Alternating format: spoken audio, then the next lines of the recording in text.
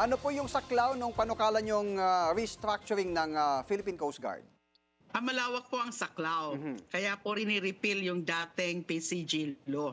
Nabibigyan ng mas marami may kapangyarihan at saka yung organizational structure and even yung personnel niya ay talagang bibigyan ng mas maayos at mas malawak din ng mga benepisyo.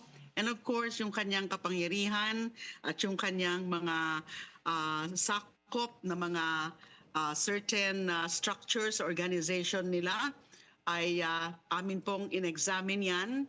And we got also the proposals from the PCG itself.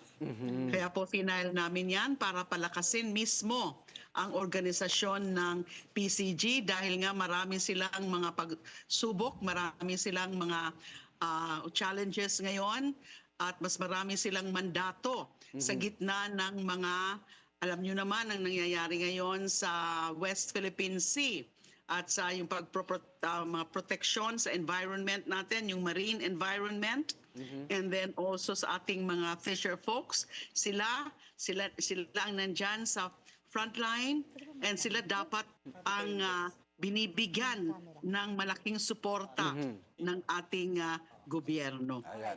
So it's a comprehensive bill na kasi napakatagal na nung dati nilang batas.